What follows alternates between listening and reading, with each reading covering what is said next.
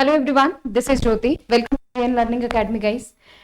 Students, आज हम series start करने वाले हैं कंडीशनल सेंटेंसेस की। थोड़ा सा समझेंगे, कुछ क्वेश्चन आंसर करेंगे। तो आज हमारी सीरीज है कंडीशनल सेंटेंसेस। सब कुछ ठीक है? Audio video all okay? Start करें सेशन।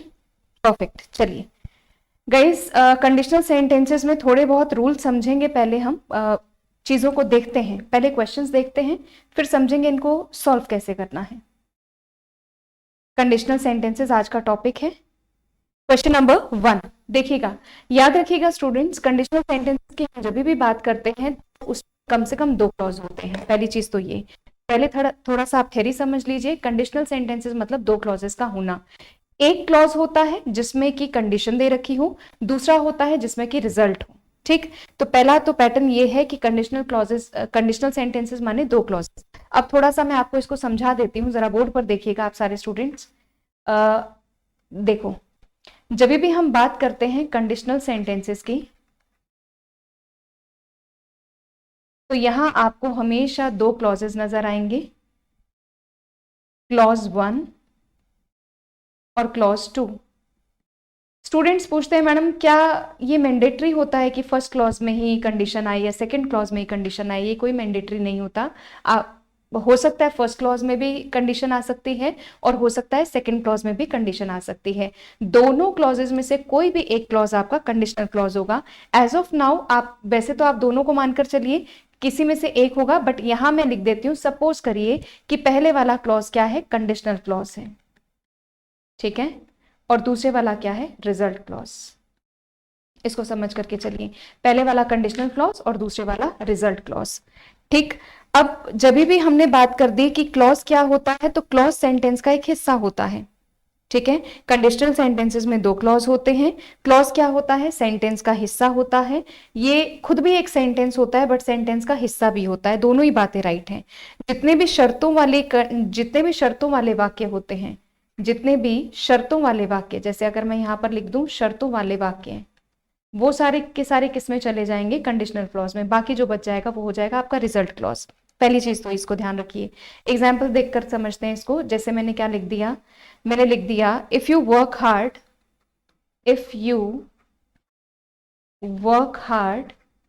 You will succeed. अगर तुम कड़ी मेहनत करोगे तो निश्चित तौर पर सफल हो जाओगे। यहां देखेंगे, ये वाला जो क्लॉज आपको दिखाई दे रहा है, ये आपका है इफ वाला क्लॉज, कंडीशनल क्लॉज। आपको पहचान में कैसे आएगा? इफ आ गया, प्रोवाइडेड, सपोज, है ना, ये सारे, अनलेस, इसको मैं धीरे धीरे आपको समझा दूंगी। अगर आपको कंडीशनल क्लॉज की पहचान करनी है तो अनलेस, अनटिल, टिल और इफ हो गया, सपोज हो गया, सपोजिंग हो गया, प्रोवाइडेड हो गया, ये आपको सारे कंडीशंस बताएंगे। धीरे धीरे जैसे जैसे हम आगे बढ़ते जाएंगे आपको स्वतः ही इसके बारे में समझ में आता रहेगा। तो इफ वाला क्लॉज कंडीशनल क्लॉज हो गया, और यहाँ पर ये वाला जो आपका क्लॉज पड़ा हुआ है ये हो गया आपका रिजल्ट क्लॉज। ठीक है, अब आप पहचान में कैसे आए? बच्चे पूछते हैं कैसे पहचानना है, तो मैं आपकी सुविधा के लिए लिख देती हूँ। इफ आ सकता है, अनटिल आ सकता है, टिल आ सकता है, अनलेस आ सकता है, ठीक है, सपोज आ सकता है, सपोजिंग आ सकता है। तो बहुत सारे इसके भी आगे चल करके हम पैटर्न समझेंगे। देखो, मैं आपको स्टेप बाय स्टेप आगे लेकर जा रही हूँ। आई होप यहाँ तक समझ में आया होगा। अब आप देखिएगा, जो क्लॉज क्या होता है? सेंटेंस का हिस्सा। क्या ये खुद एक सेंटेंस होता है? बिल्कुल होता है, ये भी बात राइट है। अब इसमें भी जितनी भी कंडीशंस बनती हैं, कंडीशंस कैसी बनती हैं? एक तरीके की कंडीशन होती है present imaginary position, present imaginary position. ठीक है, देखो, जब भी बात करी हमने पोजीशन की, तो पोजीशन क्या कहता है? अगर मैं तुम्हारी जगह होता, अगर मैं इसकी जगह होता, यानी कि जब मैंने पोजीशन की बात की तो हम किसी का स्थान ले रहे हैं। अगर मैं तुम्हारी जगह होता, अगर मैं उसकी जगह होता, अगर मैं ये होता, अगर मैं वो होता, यहां पर हम क्या कर रहे हैं? पोजीशन चेंज कर रहे हैं। ठीक है, इसको हम बोलते हैं प्रेजेंट इमेजिनरी पोजीशन। अगर मैं तुम्हारी जगह होता, अगर मैं राम की जगह होता, अगर मैं उसकी जगह होता, अगर मैं इसकी जगह होता, अगर मैं प्राइम मिनिस्टर की जगह होता, अगर मैं मैनेजर की जगह होता, अगर मैं इसकी जगह होता, वगैरह वगैरह वगैरह। ठीक है, तो यहां पर आप पोजीशन को इंटरचेंज कर रहे हैं। नंबर 1, नंबर 2, लिखते जाओ बच्चों, साथ साथ साथ साथ जितना ज्यादा आप लिखने पर जोर दोगे उतना आपके लिए अच्छा है। लिखना जरूरी चाहिए, आपके माइंड में अच्छे से बातें बन जाती हैं। ठीक है, पोजीशन समझ में आ गया, इसकी जगह उसकी जगह, ये आपकी पोजीशंस हो गई हैं। नंबर 2 पर देखेंगे, दूसरे तरीके का भी एक स्ट्रक्चर होता है, इनके मैं स्ट्रक्चर भी बताऊंगी बच्चों आपको। पहले तो आप समझ लीजिए कि कितने प्रकार के स्ट्रक्चर्स इसमें आपको पढ़ने हैं, कितनी प्रकार की कंडीशंस। एक तो पोजीशन से रिलेटेड हो गई, दूसरा हमारे पास हो जाएगा प्रेजेंट, इमेजिनरी, एक्शन या फिर स्टेट। एक प्रकार ये होता है। ये एक्शन या फिर स्टेट क्या है, एक्शन या फिर स्टेट क्या है? देखो, पहले मैंने बोला अगर मैं तुम्हारी जगह होता, ठीक है, फिर अगर मैं तुम्हारी जगह होता, अब मैं तुम्हारी जगह नहीं होता, अब मैं वो काम करता, है ना। अगर मैं प्राइम मिनिस्टर होता तो मैं वो काम करता। तो यहां पर अब आपको एक्शन या फिर स्टेट में बताना पड़ेगा। जैसे अब इन दोनों के ही मैं एग्जाम्पल लिखकर आपको बताती हूं बच्चों, एग्जाम्पल से समझेंगे। जैसे मैंने लिखा question number 1, if I were the prime minister, if I were the prime minister, I would increase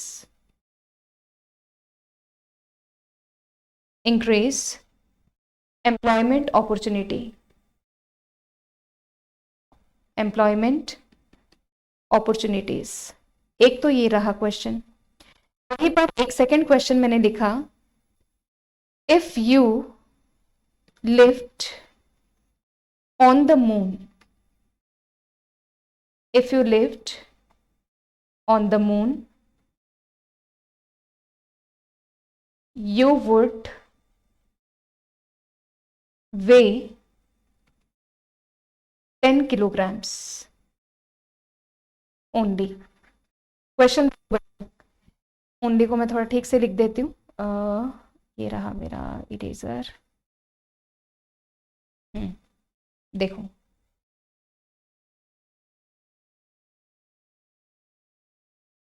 ये लो। अब आप जब भी क्वेश्चन देखो क्या लिखा हुआ है, if I were the prime minister I would increase employment opportunity. अगर मैं प्राइम मिनिस्टर होता तो ये पोजीशन हो गई ना, पूरी तरीके से पोजीशन हो गई ना। अगर मैं प्राइम मिनिस्टर होता तो पोजीशन हो गई। दूसरा सेंटेंस देखो, if you lived on the moon, action हुआ और स्टेट हुआ। If you lived on the moon, अब आप किसी की पोजीशन नहीं ले रहे हो कि मैं प्राइम मिनिस्टर होता, अगर मैं पक्षी होता, अगर मैं ये होता। अब आप वहां पर एक्शन या फिर स्टेट दर्शा रहे हो। अगर मैं मून पर रह रहा होता, अब बात आई समझ में। तो यहां आप एक्शन कर रहे हो, जबकि पहले वाले में आप पोजीशन चेंज कर रहे थे। तो ये दोनों में अंतर समझ करके चलिएगा। इनके स्ट्रक्चर्स हम डिस्कस करेंगे। पहले कंडीशनल सेंटेंसेस क्या होते हैं? कंडीशनल सेंटेंसेस जिसमें कंडीशन हो और रिजल्ट हो। दो क्लॉजेस होते हैं कि दोनों में से किसी एक में कंडीशन होगी, इफ प्रोवाइडेड अनटिल अनलेस से दर्शाई जाएगी। अब दो प्रकार के मैंने आपको सेंटेंसेस बताए हैं, एक तो पोजीशन वाले और एक बताया है एक्शन या फिर स्टेट। एक्शन या स्टेट में आप एक्शन कर रहे हैं, जबकि पोजीशन वाले में आप किसी का पोजीशन या फिर स्थान ले रहे हैं। ये दो प्रकार के सेंटेंस हुए। चलिए बात करते हैं सेंटेंस नंबर 3 की। मैं एक बार चेक कर लूं, सब कुछ क्लियरली मेंशन्ड है, दिखाई दे रहा है, सब कॉर्नर्स क्लियर हैं, ऑल ओके हैं, कोई दिक्कत नहीं है। ठीक है, आगे बढ़ते हैं स्टूडेंट्स। तीसरे तरीके का स्ट्रक्चर क्या होता है या तीसरे तरीके का सेंटेंसेस आपको कैसे देखने को मिलेंगे वो भी डिस्कस करते हैं। थर्ड टाइप आपका एक होता है पास्ट कंडीशनल सेंटेंसेस।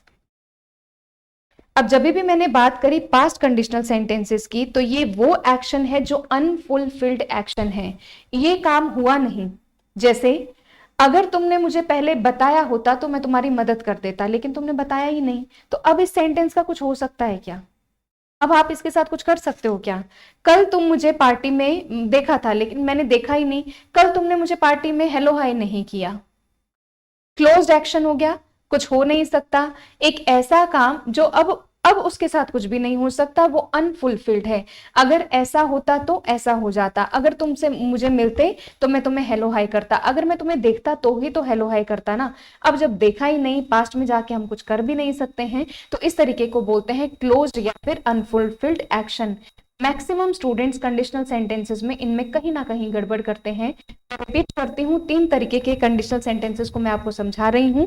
3 तरीके के स्ट्रक्चर्स की हम चर्चा कर रहे हैं। नंबर 1 था जिसमें हमने पोजीशन को इंटरचेंज किया, अगर मैं तुम्हारी जगह होता, अगर मैं पक्षी होता, अगर मैं प्राइम मिनिस्टर होता, वगैरह वगैरह। दूसरे में हम एक्शन कर रहे हैं, अगर मैं मून पर रहता, अगर मैं यहाँ एग्जिस्ट करता, अगर मैं यहाँ होता, अगर मैं वहां होता, अगर मैं ये कर रहा होता, अगर मैं हार्ड वर्क कर रहा होता, वगैरह वगैरह। थर्ड सेंटेंस एक ऐसा एक्शन जो पास्ट का एक्शन है, जो अनफुलफिल्ड है, जो फुलफिल नहीं हो सकता। अगर तुम मुझसे मिलते तो ही मैं बात करता, अगर तुम मुझसे कहते तो ही मैं तुम्हारी मदद करता, अगर तुम मैम से कहते तो हो सकता है मैडम और ज्यादा क्वेश्चन आंसर सीरीज डाल देती। बट ये वो एक्शन है कि आप हमारा कोई मतलब वो एक्शन है जो अब अनफुलफिल्ड है, अब ये क्लोज्ड एक्शन हो चुके हैं, अब इनके साथ कुछ नहीं हो सकता। तो पहले समझ रखिए कंडीशनल सेंटेंसेस की दो क्लॉजेस के लिए, कंडीशनल सेंटेंसेस दो क्लॉजेस में बटा होता है। क्लॉज अपने आप में एक सेंटेंस होता है, सेंटेंस का हिस्सा भी होता है, एक में कंडीशन एक में रिजल्ट, दोनों में से किसी में भी कंडीशन आ सकती है। मैंडेटरी नहीं है कि मैडम ने फर्स्ट क्लॉज में लिखी है तो कंडीशन हमेशा उसमें दिखाई दे। ये था आपकी एक छोटी सी समझ पहले कंडीशनल सेंटेंसेस आखिर हैं क्या। अब इससे जुड़ी हुई थोड़ा स्ट्रक्चर्स की चर्चा करेंगे स्टूडेंट्स। देखो अब मैं लिखने जा रही हूं स्ट्रक्चर्स। स्ट्रक्चर कैसे होते हैं? नंबर वन स्ट्रक्चर जो मैंने पोजीशन वाली बताई आपको, पोजीशन वाली स्ट्रक्चर कैसे बनती है? If plus subject plus verb plus object. याद रखना स्टूडेंट्स, ऑब्जेक्ट आ भी सकता है और नहीं भी आ सकता, कोई जरूरी नहीं होता कि ऑब्जेक्ट आए ही आए, इस बात को ध्यान रखना। ठीक है, ऑब्जेक्ट आए तो ठीक, नहीं आए तो ठीक। फिर आपका जो दूसरा क्लॉज होगा subject plus would plus verb की बेस फॉर्म। मैं जो बहुत आसान, आप इसको ये सिर्फ मैं आपको समझाने के लिए कर रही हूँ कि सब्जेक्ट आया वर्ब आ गया, ठीक है, सब्जेक्ट भी आ गया वर्ब भी आ गया, ऑब्जेक्ट आ सकता है नहीं आ सकता। देखा है एक क्लॉज में या फिर एक सेंटेंस में एक मिनिमम सब्जेक्ट और वर्ब का होना जरूरी है। फिर हमने subject plus would plus verb की बेस फॉर्म। मैं जब भी बच्चों को याद करवाती हूँ तो सिंपली याद करवा देती हूँ। ये देखो बच्चों, आप जानते हो सेंटेंस की रचना बिना सब्जेक्ट के हो नहीं सकती, कभी नहीं हो सकती ना। एक वाक्य बिना सब्जेक्ट और एक्शन के बन नहीं सकता। अगर आपसे इंग्लिश आपने शुरुआत करी है तो आपको मैंडेटरी चीज पता होनी चाहिए कि एक सेंटेंस कभी भी बिना सब्जेक्ट और एक्शन के बनता नहीं है। तो मैं जब बच्चों को सुविधा के लिए याद करवाती हूँ तो सीधा याद करवा देती हूँ कि इफ के साथ जब भी आप वर्ड देखें वुड प्लस वर्ब की बेस फॉर्म का यूज कर लेना। कंप्लीट स्ट्रक्चर लिखना है, याद करने पॉइंट ऑफ व्यू से आप if plus verb plus would plus verb की बेस फॉर्म को याद करके चलेंगे। ये हुआ आपका structure number one, note down कर लीजिए भाई, नोट डाउन करना जरूरी है। स्ट्रक्चर नंबर टू की चर्चा करते हैं। Structure number two, structure number two, अच्छा एक चीज और ध्यान रखो बच्चों, एक बार मैं इसको वापस से लिख देती हूँ। जो फर्स्ट स्ट्रक्चर है उसका एक दूसरा सुधराव एक और रूप भी आ सकता है, तो जब भी वो आ जाए तो उससे भी घबराना नहीं है। सेकंड स्ट्रक्चर को आप फर्स्ट स्ट्रक्चर को एक और सेकंड फॉर्म में भी लिख सकते हैं, और करके लिख देती हूँ। अगर इफ से क्लॉज स्टार्ट नहीं होता तो हेल्पिंग वर्ब पहले आती है, ठीक है, वर्ब पहले आएगा, तो ये स्ट्रक्चर बन जाएगा if plus subject plus object. ठीक है, ये आपका सेंटेंस हो गया, ये आपका सेंटेंस चलते हुए जाएगा। फिर आपका वापस दूसरे क्लॉज में क्या आ जाएगा? Subject plus would plus verb की बेस फॉर्म। ठीक है, तो याद रखना ये जो वर है, जब भी इफ के साथ वर आता है और कभी कभी इफ नहीं आएगा तो ऐसे कंडीशन में आप वर को उठा करके आगे ले आएंगे बैलेंस करने के लिए सेंटेंस को। वर को आप आगे ले आइए तो उससे कोई फर्क नहीं पड़ेगा और उस कोई सेंटेंस के मीनिंग में अंतर नहीं होगा। पोजीशन वाला है तो पोजीशन ही रहेगी, सिर्फ एक स्ट्रक्चर चेंज हो जाएगा। ठीक है, तो ऐसे इफ प्लस वर आ जाए तो भी कोई टेंशन नहीं, अगर वर्ड से स्टार्ट हो तो भी इसको आप हैंडल करना सीखिए। तो ये दो तरीके की स्ट्रक्चर हो गई। अब हम बात करते हैं स्ट्रक्चर नंबर सेकंड की। Let's talk about structure number second. Second structure में मैंने आपको क्या बताया? एक्शन, है ना, ये वाला तो था स्टेट वाला, ये वाला था पोजीशन। ठीक, टाइप वन, इसको मैं लिख दे रही हूं टाइप वन। आपके पास टाइप वन लिखा हुआ है प्रेजेंट इमेजिनरी पोजीशन। अब आते हैं हम टाइप टू पर। टाइप टू, टाइप टू में हमने क्या पढ़ा था? Present imaginary action, present imaginary action या फिर स्टेट, ये टाइप टू पढ़ाया मैंने आपको, जहां पर एक्शन हो रहा है। इसका जो स्ट्रक्चर बनेगा वो बनेगा if plus subject plus V2, और सेकेंड क्लॉज में आप क्या लिख सकते हैं? Subject plus would plus verb की बेस फॉर्म, वर्ब की हमेशा बेस फॉर्म आती है। ये रहा आपका टाइप टू जिसमें आप एक्शन करते हैं। बात करेंगे टाइप थ्री की। एक सेकेंड बच्चों, ये तो क्वेश्चन आंसर आपके लिए लिख रखे हैं। बात करेंगे टाइप थर्ड की, जो कि हमने बात की है past conditional sentence. Past conditional sentence, friends थोड़ा सा मार्कर का पॉइंट चेंज करती हूँ मैं, ये बहुत conditional past conditional sentence.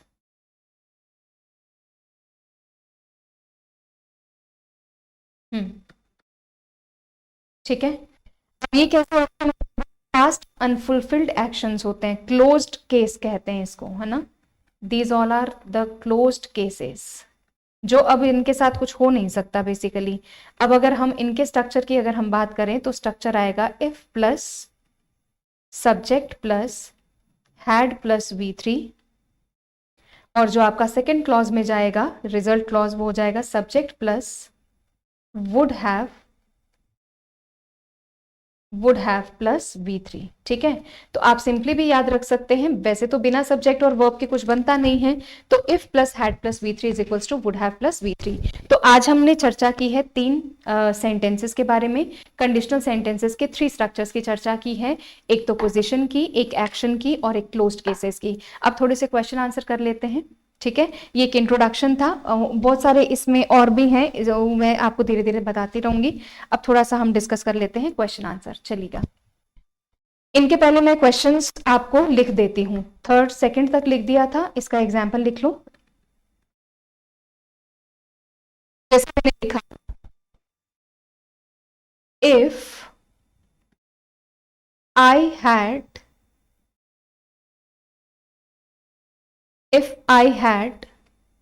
got a chance to meet if I had got a chance to meet the superstar, I would have been very happy. I would have been very happy. अब देखो students, यहां पर had plus V3, अगर मुझे chance मिलता तो मैं बहुत खुश हो जाता, पर मिला ही तो नहीं ना, क्लोज्ड एक्शन हो गया। हैड प्लस V3 एंड उसके बाद फिर आया हमारे पास वुड हैव प्लस V3, मतलब अगर मुझे चांस मिलता तो, बट चांस मिला ही तो नहीं। ठीक है, ये अनफुलफिल्ड या क्लोज्ड एक्शन है। चलिए क्वेश्चन आंसर देखते हैं बच्चों। चलिए क्वेश्चन नंबर 1 देखते हैं। ये रहा भाई, क्वेश्चन नंबर 1 कहाँ चला गया, ये रहा। चलिए, दिखाई दे रहा है क्लियरली? चलो, मार्कर चेंज करना पड़ेगा क्योंकि डार्क स्लाइड है। White is okay. If you had not been so secretive, you had told me all the facts. If वाले क्लॉज से दो सेंटेंसेस जुड़े हुए हैं, तो पहले तो यहां पर एंड लगाना पड़ेगा। अब आप पूछोगे मैडम एरर कहां पर है, तो डेफिनेटली बी में एरर हो गई ना। यहां पर एरर किस में हो गई भाई, बी में एरर हो गई, क्योंकि इफ यू हैड, अब देखो हैड प्लस V3 और उसके बाद एंड से हमने ये दूसरा क्लॉज जोड़ दिया कुड हैव प्लस V3। अब आप कहेंगे कि मैडम अभी अभी तो आपने बताया था कि वुड हैव प्लस V3 है। कंडीशंस सेंटेंसेस का मोड देखकर हमें ये बताना होता है कि वुड हैव की जगह माइट हैव या कुड हैव भी आ सकता है। ठीक है, तो ये सेंटेंस में बी में एरर है, एंड का यूज करेंगे। Question number 2, if I was you होता है क्या, अगर मैं तुम्हारी जगह होता, तो पोजीशन बता दी ना बच्चों, पोजीशन बिल्कुल साफ साफ है, अगर मैं तुम्हारी जगह होता तो आई वॉज यू नहीं आएगा, वर आएगा। अभी अभी हमने स्ट्रक्चर पढ़ा, आगे चेक कर लीजिए, वुड के बाद वर्ब की base form would plus attend, तो ये भी राइट है। If I were you I would not attend the function, if I were you, तो पोजीशन हो गया, तो एरर किस में आ जाएगी, ए में। Question number 3, had I realized had plus V3 that it was such a long way I would take a taxi, I would take a taxi नहीं, जहां पर भी इफ क्लॉज में हैड प्लस V3 आता है, वहां पर हमेशा आप जो सेकेंड क्लॉज होता है उसमें वुड हैव प्लस V3 का यूज करेंगे। यहां पर ये गलत हो जाएगा, वुड प्लस बेस फॉर्म नहीं आएगी, would have taken is the right answer. Next question पढ़ लीजिएगा जरा, पढ़ते जाइए और क्वेश्चन के आंसर देते जाइए। When I shall get back, I shall pay off money that I borrowed from you last month. बताइए स्टूडेंट्स कहाँ एरर है?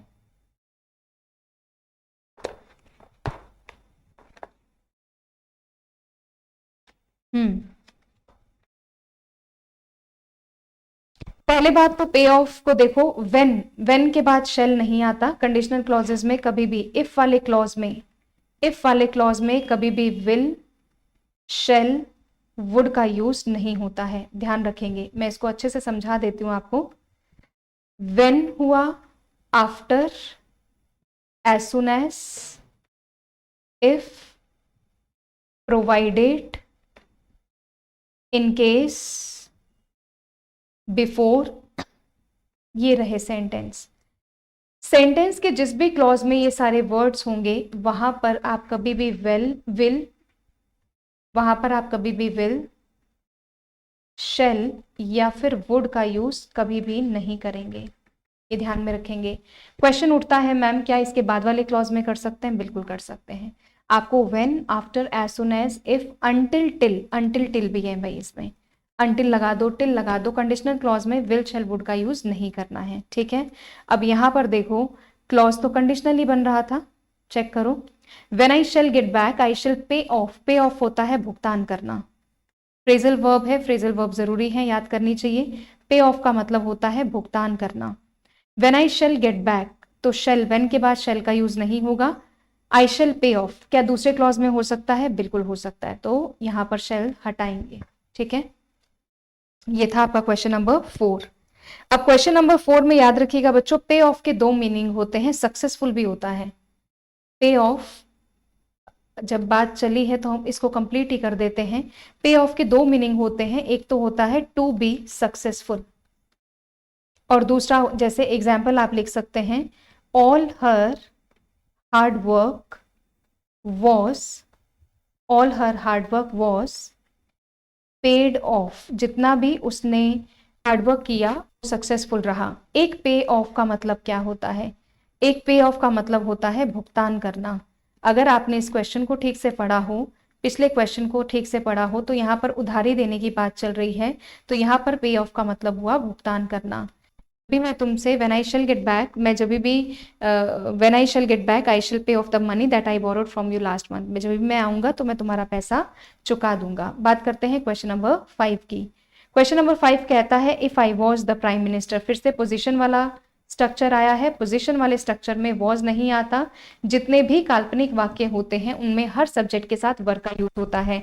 ऐसे तो ही के साथ वॉज आता है, लेकिन जब भी हम काल्पनिक सेंटेंसेस की बात करते हैं तो कोई भी सब्जेक्ट लगा दो, Ram, Sita, I, we, you, he, she, it, they, कोई भी सेंटेंस का सब्जेक्ट हो, उस काल्पनिक वाक्य में इमेजिनरी सेंटेंसेस में वॉज नहीं लगाओ, आप वर का यूज करो। तो ये पोजिशन है। अगर मैं प्राइम मिनिस्टर होता, I would work wonders, check कर लीजिए, वर आया तो वुड प्लस वर्क यानी would plus verb, base form आ गई तो राइट है, तो ए में एरर हो गई। बढ़ते हैं क्वेश्चन नंबर 6 की तरफ। इफ यू विल बाय, क्या इफ वाले क्लॉज में विल का यूज होता है? अभी हमने डिस्कस किया कि नहीं होता, बट चेक करिए इसके सेकंड क्लॉज में एक्शन कौन सा है। If you will buy one shirt at the regular price you would have received another one at no extra cost. अगर तुम उस शर्ट को रेगुलर प्राइस में खरीदोगे तो फिर तुम उसकी वजह से you would have received another one at no extra cost, extra cost उसका नहीं देना पड़ेगा। अब यहाँ पर इसका सेकंड क्लॉज देखो, वुड हैव प्लस V3, तो अगर रिजल्ट क्लॉज में वुड हैव प्लस V3 आता है तो क्या यहाँ पर विल बाय आना चाहिए क्वेश्चन नंबर 6 में? तो यहाँ पर तो हैड बॉट आना चाहिए ना, तो एरर हो जाएगा आपका बी पार्ट में।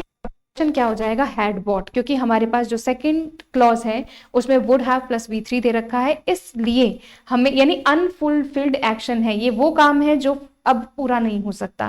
क्लोज्ड एक्शन है तो had plus V3 and would have plus V3। बात करेंगे क्वेश्चन नंबर 7 की।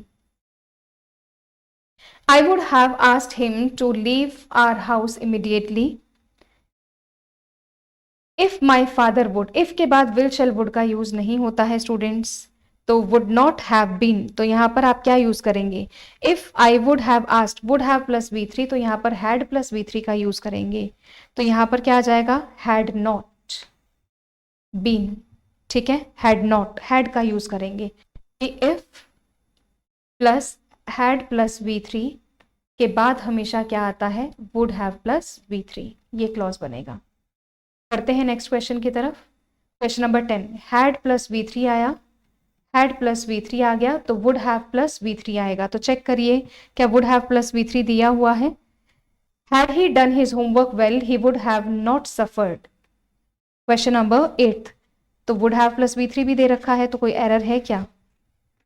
कोई भी एरर नहीं है, ठीक है, there is no error in the sentence, तो नो एरर मार्क कर देंगे E portion. Next question, if you had contacted him every day, had plus V3 on phone, he helped you आएगा क्या बच्चों? Question number 9, he helped you या फिर he would have helped you? फिर से मैं लिख देती हूं, if plus had plus V3 is equals to would have plus V3, है ना। ये क्लॉज आता है, हैड प्लस V3 आ गया तो आगे वुड हैव लगाइएगा, तो ये गलत हो जाएगा। करेक्ट इसकी आंसर की क्या बन जाएगी? वुड हैव प्लस V3, तो आंसर बन जाएगा वुड हैव हेल्प्ड, आंसर बन जाएगा डी, ठीक है। Next question of the day, अगला क्वेश्चन देखते हैं। इफ आई वुड, इफ के बाद वुड का यूज नहीं होता है तो किसका यूज होता है? हैड प्लस V3 का यूज होता है। बाद वाले में देखिएगा वुड हैव डिस्कार्डेड आ गया ना, unfulfilled action, closed action. I had, if वाले क्लॉज में कभी भी विल शेल वुड का यूज नहीं होता, हैड यूज करेंगे इफ आई हैड रियलाइज्ड, ये आंसर बन जाएगा। और बाद में वुड हैव प्लस V3 आ चुका है तो एरर आ जाएगी ए पार्ट में। आज गाइस हम लोगों ने थोड़ा सा इसका थ्योरी पढ़ी है और 10 एक क्वेश्चन किए हैं, कुछ एग्जाम्पल किए हैं। जल्दी ही इसके आगे की एक्सरसाइज हम करेंगे, ये कंटिन्यू रहेगा। तो आज हमने कुछ थ्योरी एंड कुछ एग्जाम्पल्स पढ़े हैं। 3 तरीके के कंडीशनल सेंटेंसेस को आज आपने समझा है, इनको आप गो थ्रू करिए। तब तक मेरे सेकंड वीडियो का वेट करिए। अच्छा लगे तो लाइक शेयर और सब्सक्राइब जरूर करिए। मिलते हैं सेकंड सेशन में, जहां पर हम 11th क्वेश्चन से लेकर आगे कंटिन्यू करेंगे और कुछ रूल्स को भी सीखेंगे। चलिए मुस्कुराते रहिए, खुश रहिए, मिलते हैं हम अपने सेकेंड सेशन में। बाय बच्चों।